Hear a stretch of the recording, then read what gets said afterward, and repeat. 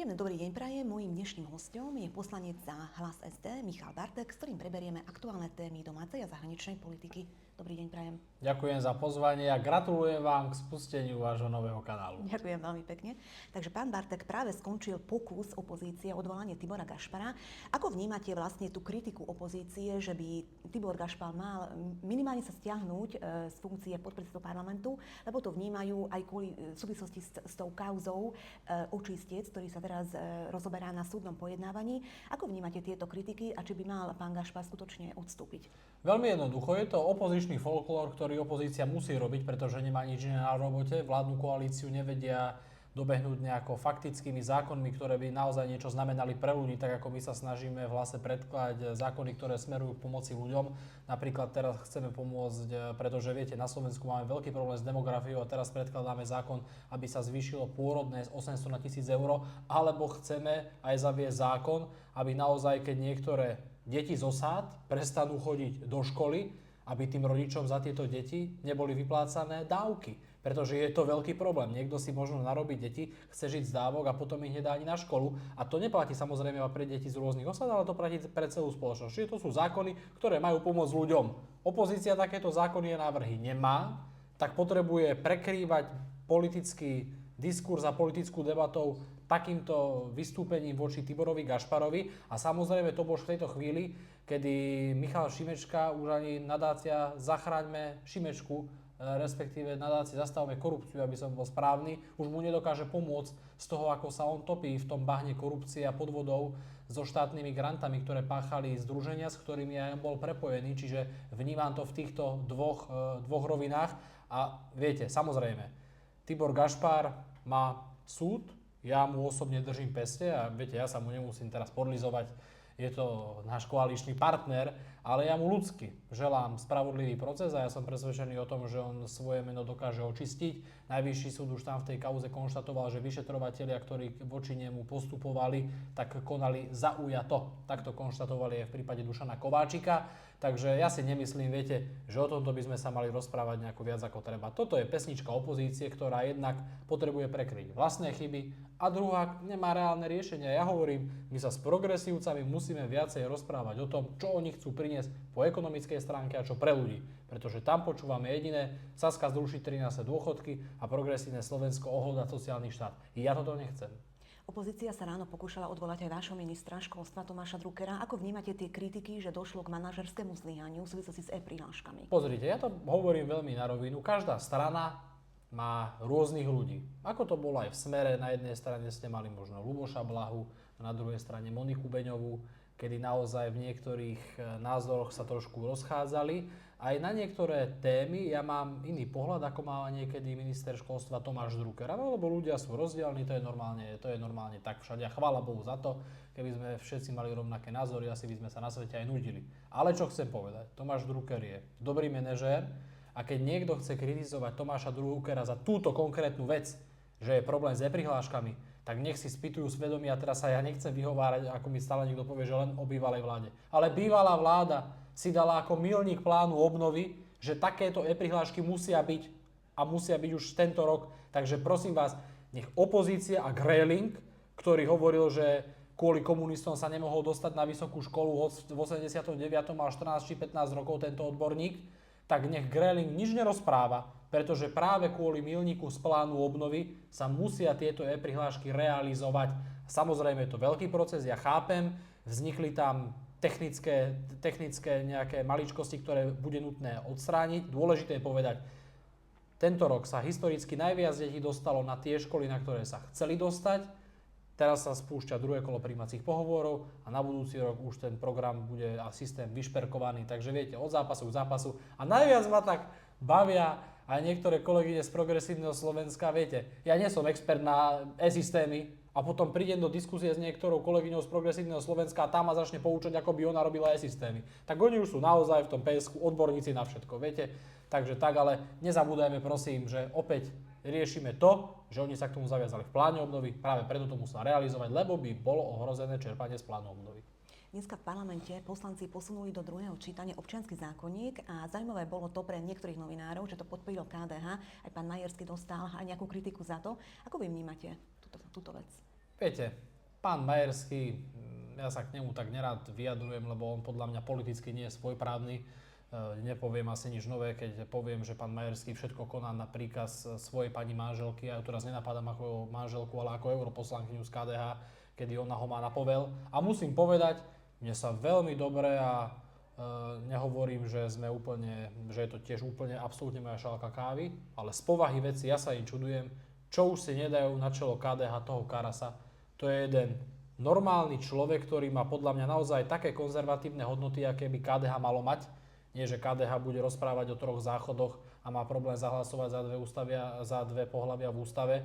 A pán Karas povedal ohľadom občianskeho zákonníku jednu dobrú vetu, ktorú počiarkujem. Nech čo najmenej do tohto zasahujú poslanci v pléne Národnej rady, pretože prešlo to MPK, prešlo to všetkým, ako to malo a zásahy poslancov z Národnej rady by mohli naozaj spôsobiť veľké problémy. Takže ja súhlasím s týmto s pánom, ako sa vyjadril pán Karas, však on bol aj úradnícky minister spravodlivosti, ak sa nemýlim, ako ma pamäť neklame.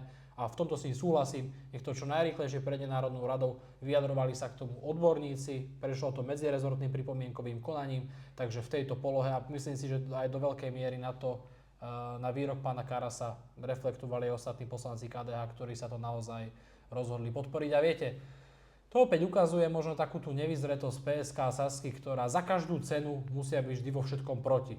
Oni sú proti Slovensku, oni mu len škodia, oni sú proti každému jednému zákonu, nevedia podporiť žiadnu dobrú vec.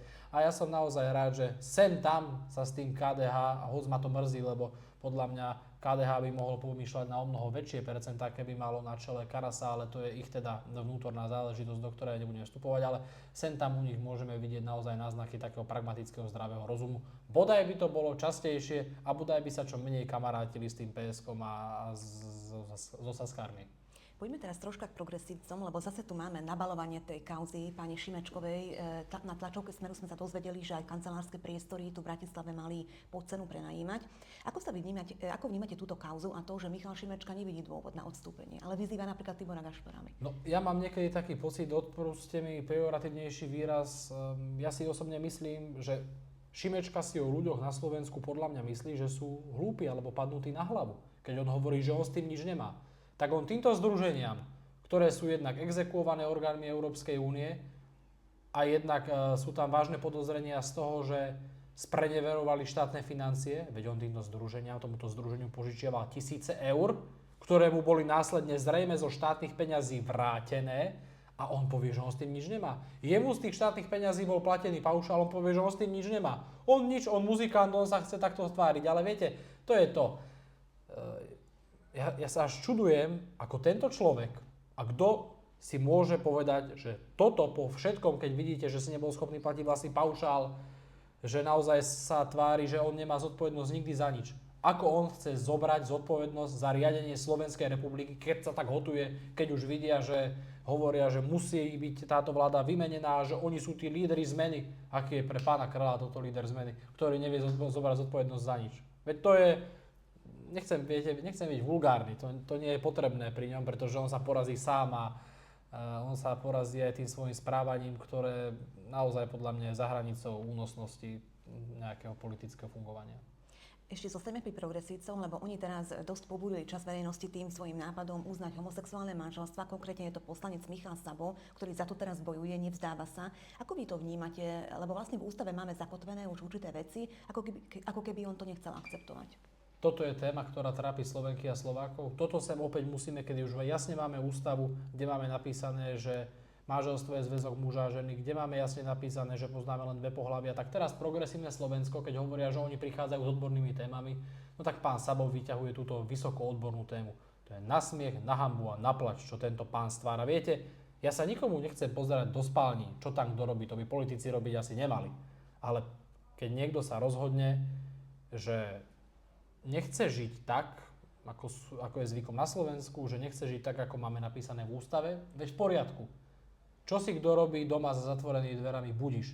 Ale nemôže očakávať, že bude mať rovnaké práva, také ako majú práva normálne páry, ako má muž a žena. Ja nechcem byť voči týmto ľuďom necitlivý, oni si to sami vybrali. Ja ich nejdem ani dehonestovať. Ale poviem pravdu, oni sa sami rozhodli kráčať takto, tak nemôžu chcieť tie rovnaké práva. Ja som proti tomu. Slovensko je postavené na určitých tradíciách. Ja som človek, ktorý bude vždy tvrdiť, že rodina, a hoď nemusí byť aj vždy najlepšie fungujúca, ale rodina je základná stavebná bunka každej jednej spoločnosti. A to je pre mňa mama, otec a deti. A keď nebude táto zdravá bunka spoločnosti, tak nebude ani zdravá žiadna republika a mňa ani celý svet. Toto je môj názor. Prosím, verím, že na neho budem mať ešte právo, že ma zase niekto neukrižuje, že som nejaký necitlivý alebo neviem na čo, ale za týmto ja si stojím a dokedy budem ja mať možnosť byť vo verejnom priestore, tak dovtedy sa ja za to budem byť, pretože myslím si, že už prestaňme s týmito bláznostvami a trošku viacej normálneho, zdravého rozumu a najviac sa tak smejem, keď on sa stále opiera o Európsku úniu. Viete, Európska únia je v totálnom sfrabe práve kvôli tomu, že Európsky parlament a komisia častejšie rieši tieto záležitosti, rôzne LGBTI, sobáša, neviem čo možné, namiesto toho, aby sme riešili konkurencieschopnosť. No a potom to vyzerá tak, ako to vyzerá, že Nemecko padá s prepáčením za výraz na ústa. Opoziční poslanci dneska v parlamente kritizovali viackrát to, že vraj nemáte prorastové opatrenia, že nechcete povedať ľuďom, že nemáte tie prorastové opatrenia, takže keby ste sa k tomu vyjadrili a zároveň kritizovali aj to, že vraj viacero bodov ste presunuli na september. Ja som sociálny demokrat a ja nikdy nedovolím to, aby robotník, ktorý má právo sa najesť pre Pána Boha, aby mal právo sa najesť len za 15 minút, ako to navrhovali niektoré podnikateľské zväzy a podobne. Ja som proti tomu. Ak progresívne Slovensko súhlasí s takýmto prorastovým opatrením, no tak nech to povedia občanom, že drahí občania, v robote budete mať 15 minút čas na obed. Alebo nech progresívne Slovensko povie, že teda oni budú súhlasiť s takým prorastovým opatrením, že sa budú krátiť materské dovolenky alebo očerky. Ja s takýmto niečom nesúhlasím. Ja si myslím, že keď žena porodí dieťa, má mať nárok na plnohodnotnú materskú dovolenku, ja ju nechcem skracovať. Ja nechcem ľuďom brať ani čas na obed.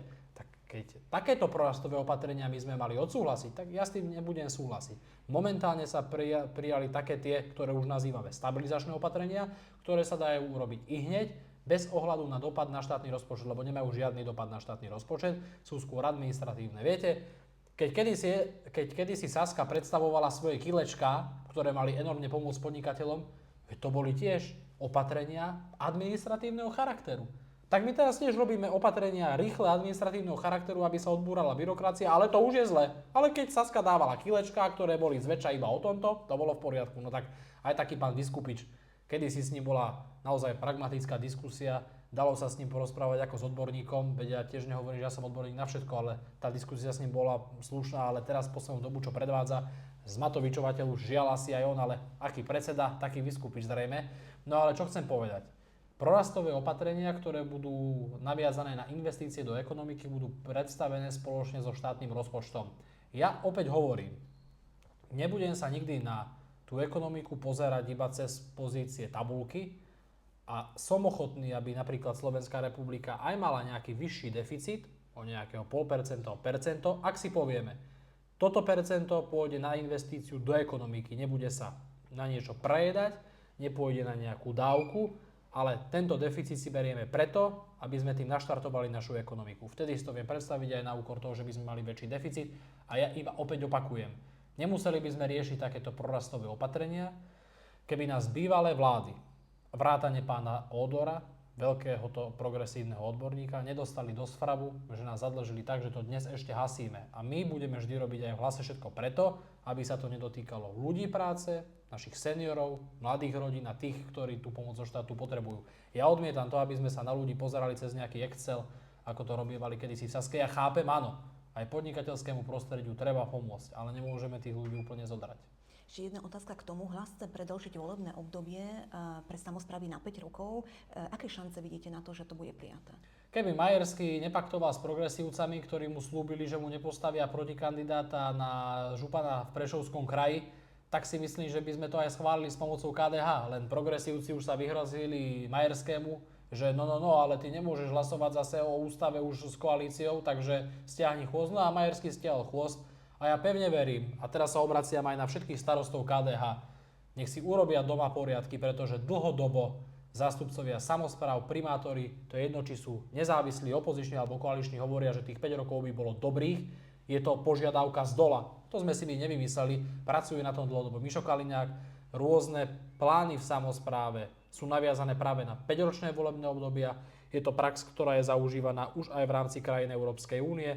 poďme do tých 5-ročných období, len žiaľ mrzí ma, že KDH takto predáva to, čo aj oni sľubovali, že budú pomáhať samosprávam, pretože toto by samosprávam pomohlo. Chápal by som, keby mali výhradu, že by sme im predĺžili toto súčasné volebné obdobie. Tam by výhradu nejakú mať mohli, pravda, ale my hovoríme, predĺžme to volebné obdobie pre samosprávy od ďalších riadnych komunálnych volieb, ktoré budú tento rok v októbri, aby ľudia už vedeli, keď pôjdu do urny, že starostu primátora si volia na 5 rokov, ale vidíte, KDH opäť zrejme predali prácu pre regióny a pre samosprávu s tým, že Majerský robí politické kšefty s Progresívnym Slovenskom, za čo sa na mňa veľmi na jednom výbore nahneval teraz naposledy, ale ja mu to budem veľmi rád opakovať, pretože za pravdu sa nemôže žiaľ hnevať. On nech si spýtuje svedomie.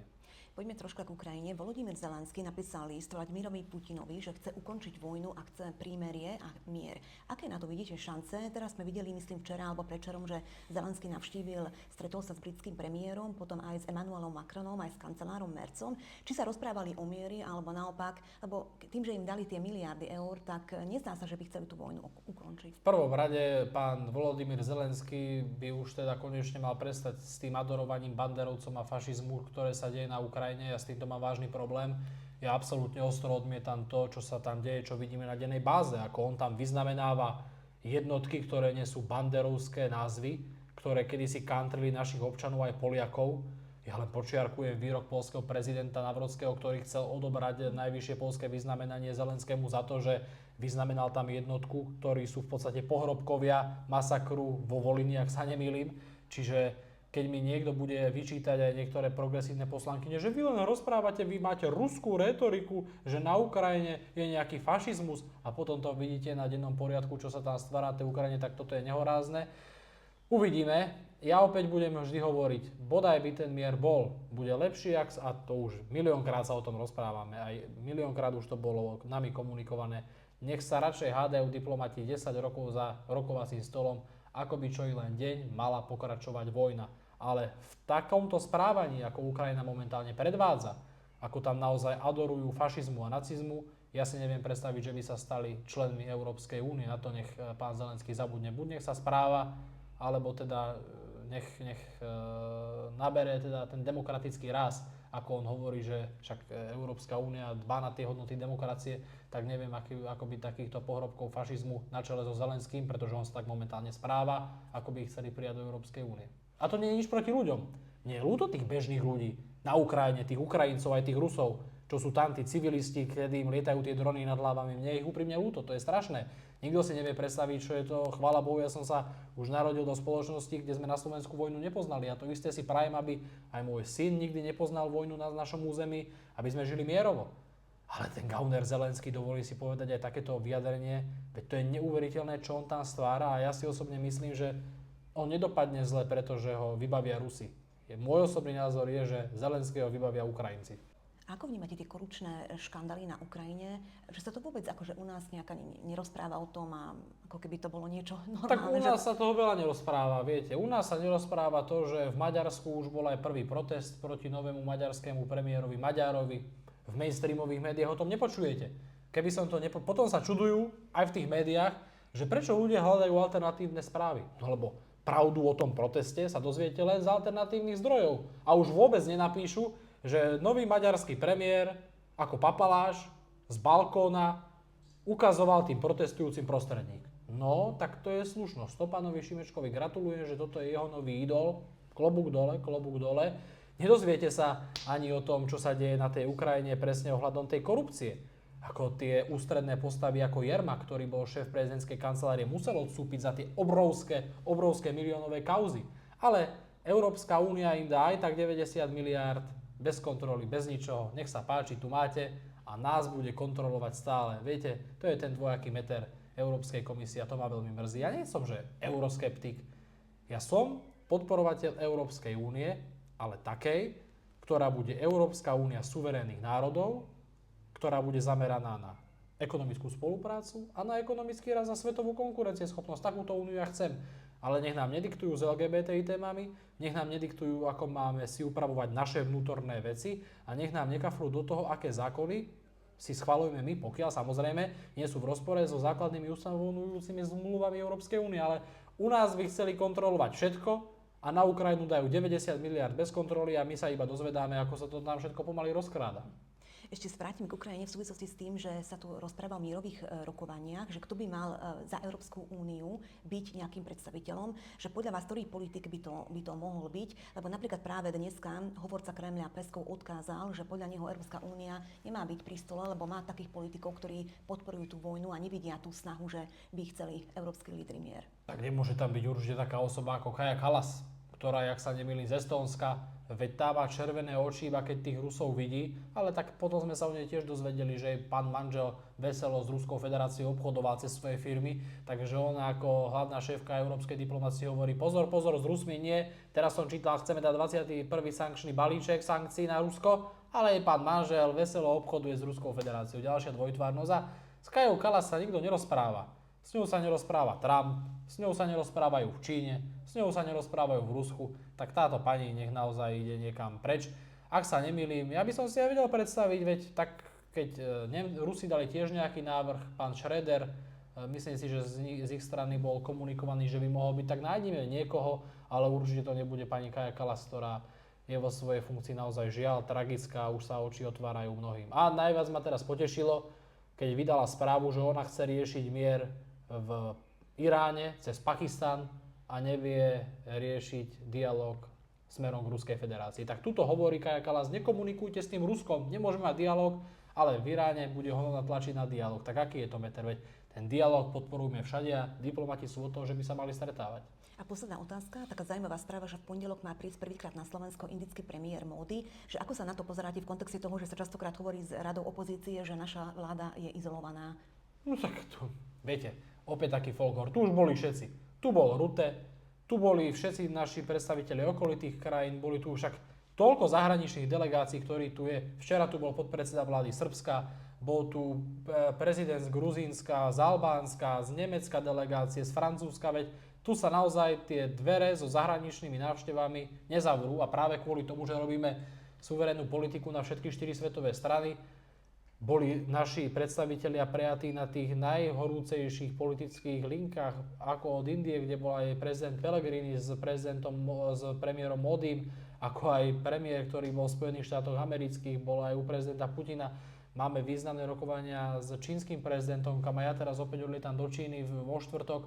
Čiže viete, my tú politiku robíme, svet nás akceptuje, no ale jediný, kto to nevie pochopiť, respektíve nechce, je pán Šimečka, ktorý hovorí, že my sme izolovaní. Ale podľa mňa on je izolovaný vo svojej nejakej bubline, kde mu každé ráno hovoria, že iba on je lekvár a my všetci sme, veď viete čo. Ale tak to je jeho bublina, nechceme do nej nikdy vstúpiť pre pána kráľa. Pán Bartok, ďakujem veľmi pekne za rozhovor a že ste ku nám prišli. A ja ďakujem veľmi pekne a prajem vám, nech máte veľa spokojných sledovateľov. Ďakujem pekne. Dovidenia.